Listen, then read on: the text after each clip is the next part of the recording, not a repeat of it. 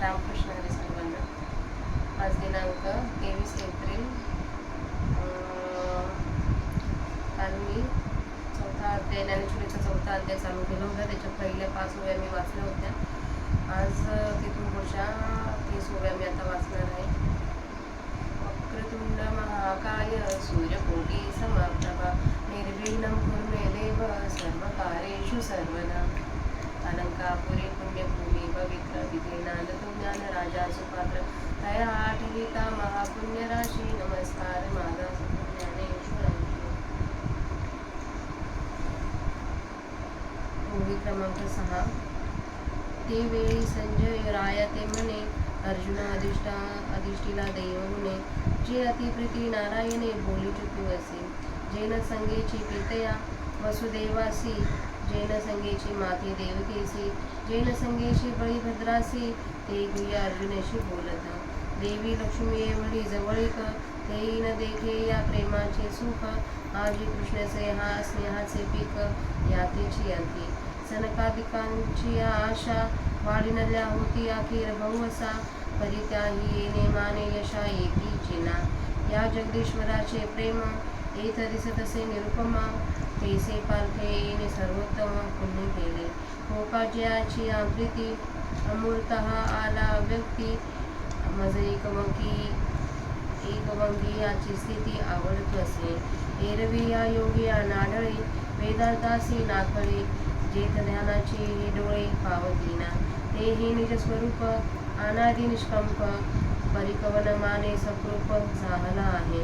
हा त्रैलोक्य पटाची घडी आकाराची पैलथडी. ऐसे याची आवडी आवरला असे. श्री भगवान उवाच इमं विवस्वते योगं प्रोक्तवान व्ययं विवस्वान मनवे प्राह मनुरिक्ष्वा कवे ब्रवीत. मग देव म्हणे अगापंडसुता हाची योग आम्ही विवस्वता. कथिला करीते वार्ता बहुवा दिवसांची. मग तेने विवस्वते रवी ते योग स्थिती याघवी. निरफली भरवी मनोकृती मनुने आपुन अनुष्ठिले. मग कुवा उपदिशले ऐसी परंपरा विस्तारली आद्यलेगा.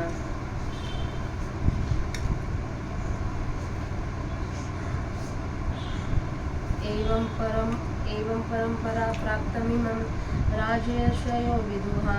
सकालेन महता योगो नष्ट परंतपं.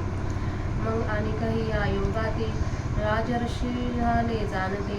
परी तेथोनी आता सांप्रते नेणे जिपुणे. जे प्राणी आकामी भरू देहाची वरी आधरू. म्हणून पडिला विसरू आत्मबोधांचा. आम्हाटली आस्थाभूती विषय सुखाची परमावधी. जीवू तैसा उपाधी आवडे लोका. एरवी तरी खवणेंची गावी. पाटावय काय करावी सांगे जाथंद्यारवी काय अंती. का बहिरयांच्या स्थानी कवन गीता ते मानी. का की कोल्ह्या चांदणी आवडी उपजे. पै चंद्रोदया आरवते ज्यांचे डोळे फुटिते. ती कोल्ह्या चांदणी आवडी उपजे. पै चंद्रोदया आरवते ज्यांचे डोळे फुटती असते. ते कावळे केवी चंद्रा ते ओळखती. तेसी वैराग्याचे शिव न देखती. जे विवेकाची भाषा नेनती. ते मूर्ख केवी पावती मज ईश्वराते. कैसा नेनो मोहे वाढिनला. तेने बहुतेक काळ व्यर्थ गेला. म्हणून योगी हा लोकला लोकी ये. श्लोक क्रमांक 33. स एवं मह्या ते यज्ञयोगः प्रोक्तः पुरातनः. भक्तो असि मे सखा चेति रहस्यं हृदुत्तमं. तुझी हा आजी आता तुझ प्रती कुंती सुता.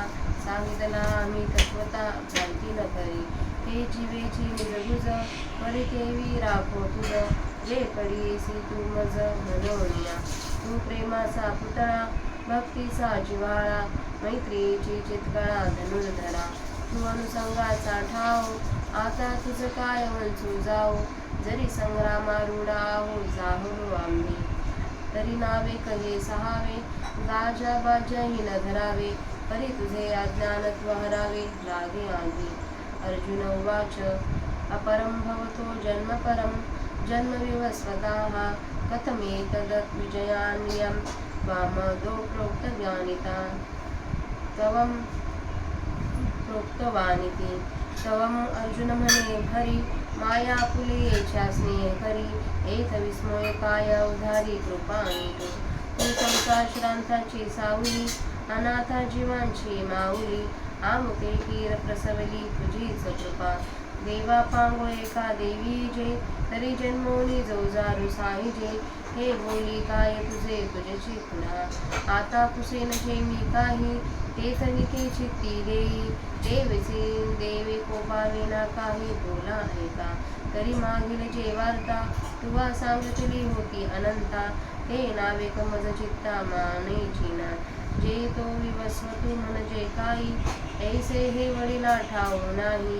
तरी तुवाची केली पाही उपदेशिला तो तरी ऐक जे बहुता काळांचा आणि तू तव कृष्ण सांगतेचा म्हणून गाये मागूचा विसंवादू देवीची देवा चरित्र तुझे आपण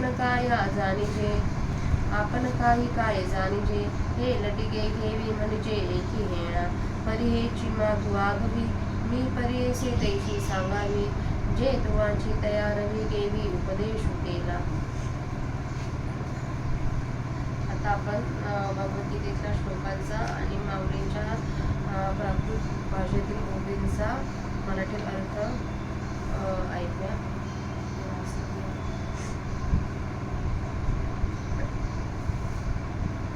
हा अप्रासंगिक पाला पुरे कर व कृष्ण आणि अर्जुन हे दोघे जे काही बोलत आहेत ती हकीकतच सांग असे श्लोके म्हणाले.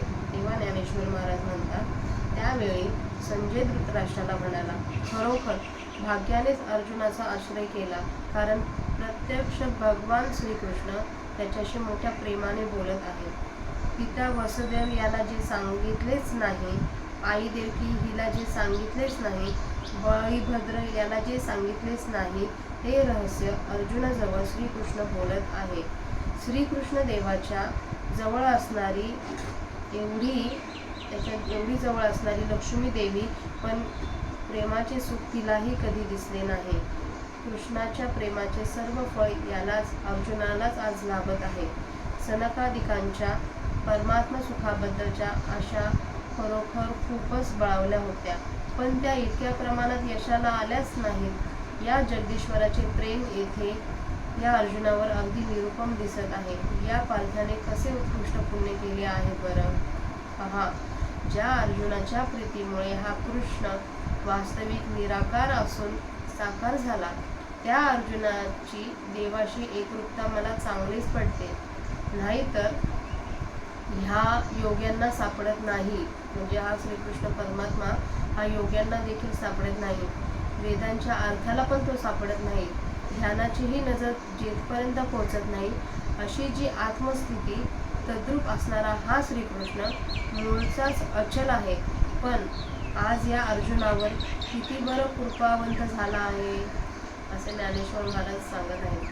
हा त्रैलोक्य रूप वस्त्राची घडी असून आकाराच्या पलीकडचा आहे पण या अर्जुनाच्या प्रेमाने कसा आटोक्यात आणला आहे.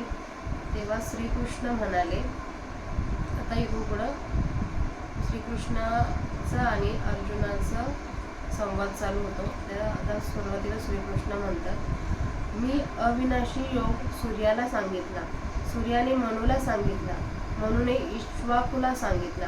मग देव म्हणाले अरे अर्जुना हाच योग आम्ही सूर्याला पण सांगितला परंतु ती गोष्ट फार दिवसांपूर्वीची आहे. त्या विवस्वान सूर्याने या योगाची संपूर्ण माहिती वैवस्वत मनूला उत्तम प्रकारे सांगितली. वैवस्वत मनूने याचे स्वतः आचरण केले आणि मग आपला मुलगा जो इक्ष्वाकू त्याला उपदेश केला. अशी ही परंपरा मुळापासून चालत आली आहे.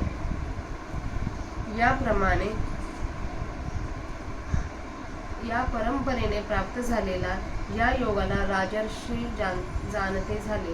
हे अर्जुना पुष्कळ काळ लोटल्यामुळे तो योग या लोकी नष्ट झाला आहे. मग आणखीही या निष्काम कर्मयोगाला जाणणारे राजर्षी पूर्ण होऊन गेले पण तेव्हापासून आता हल्ली हा कोणालाही ठाऊक नाही, कारण प्राण्यांचा सगळा भार विषय वासनेवर पडला व त्यांचा सगळा जीव काय तो देहावर आहे, म्हणून त्यांना आत्मज्ञानाचा विसर पडला.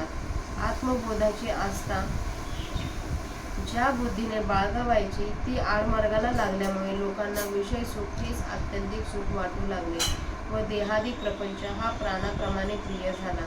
नाहीतर नग्न लोकांच्या गावी उंची वस्त्रे काय करायची, जन्म अंधाला सूर्य काय होय सांग बरं, किंवा बहिऱ्यांच्या सभेत गाण्याला कोण किंमत देणार, किंवा कोल्ह्याच्या मनात चांदण्याबद्दल प्रेम कधी उत्पन्न होईल काय. चंद्राचा उदय होण्याच्या अगोदरच ज्यांचे असलेले डोळे फुटतात, निरुपयोगी होतात, ते कावळे चंद्राला कसे बरे ओळखणार. त्याप्रमाणे वैराग्यरूपी नगराच्या शिवेचेही ज्यांनी कधीही दर्शन घेतले नाही, विवेक कशाला म्हणतात हे ज्यांना माहीत नाही, त्या मूर्खांना माझ्या ईश्वराची कशी बरे प्राप्ती होणार. हा मोह इतका कसा वाढला कोण जाणे. त्यामुळे बहुतेक काळ व्यर्थ गेला आणि म्हणून या लोकांतला हा निष्काम कर्मयोग बुडाला. तू माझा भक्त व सखा आहेस अर्जुना, तू माझा भक्त आणि सखा आहेस, म्हणून तोच हा पुरातन योग मी आज तुला परत सांगितला आहे. कारण हे सर्व रहस्यातील उत्तम रहस्य आहे. तोच हा योग अर्जुना आम्ही तुला आज खरोखर सांगितला आहे. याविषयी संशय ठेवू नकोस. हा योग म्हणजे माझ्या जीवाची अगदी गुप्त गोष्ट आहे, पण तुझ्यापासून ती कशी चोरून ठेवू, कारण तू माझा अगदी लाडका पडलास. अर्जुना, तू प्रेमाचा पुतळा, भक्तीचा जिव्हाळा आणि सख्याची जीवनकला आहेस. अर्जुना, तुझा व माझा संबंध अगदी निकटचा आहे. यावेळी तुझी फसवणूक कशी करावी. जरी आम्ही युद्धाला सज्ज झालो आहोत, तरी क्षणभर ते बाजूला ठेवून या गडबडीचाही विचार मनात न आणता पहिल्याने तुझे आज्ञान घालवून टाकले पाहिजे. अर्जुन म्हणाला. यावर अर्जुन काय म्हणाला श्रीकृष्णाला, तुझा जन्म अलीकडचा आणि सूर्याचा जन्म तुझ्या फार पूर्वीचा आहे. असे असता तू सुरुवातीला हा योग त्याला सांगितलास हे मी कसे जाणावे. तेव्हा अर्जुन श्रीकृष्णाला परत म्हणाला, कृपानिधी श्रीहरी, पहा बरे, आई आपल्या मुलावर ममता करते, यात नवलते काय. संसार तापाने थकलेल्यांची तू सावली आहेस, अनाथ जीवांची आई आहेस. आम्हाला तर केवळ तुझ्या कृपेने जन्माला घातले आहे. देवा, आईने एखाद्या पांगळ्या मुलाला जन्म दिला तर जन्मापासून त्याचा त्रास तिला काढावाच लागतो. या तुझ्या गोष्टी तुझ्यासमोर काय बोलाव्या. आता मी जे काही विचारेन त्याकडे चांगले चित्त दे. त्याचप्रमाणे देवा, माझ्या या एका बोलाचा प्रश्नाचा मुळी राग धरू नकोस. अनंतापूर्वीची गोष्ट म्हणून जी तू मला सांगितलीस ती क्षणभर माझ्या मनाला पटतच नाही. पहा, तो विवस्वत म्हणजे कोण हे वाडवडिलांना सुद्धा ठाऊक नाही. तर पहा, तू त्याला उपदेश केलास हे कसे शक्य आहे. तो तर फार पूर्वीच्या काळचा असे ऐकतो आणि तू श्रीकृष्ण तर आजच्या काळचा. म्हणून देवा, हे तुझे बोलणे विसंगत आहे. तसेच देवा, तुझे चरित्र मला कसे काय समजणार. तेव्हा हे एकदम खोटे तरी कसे म्हणावे. तेव्हा तू त्या सूर्याला उपदेश कसा केलास हीच सगळी हकीकत मला पटेल तशी सांग. तर आजच्या दिवसाची माऊलींची सेवा माझी झाली आहे. जे काही चुकलं असेल ते जे काही चांगलं असेल ते मनात घ्या. थँक्यू सर्वांना.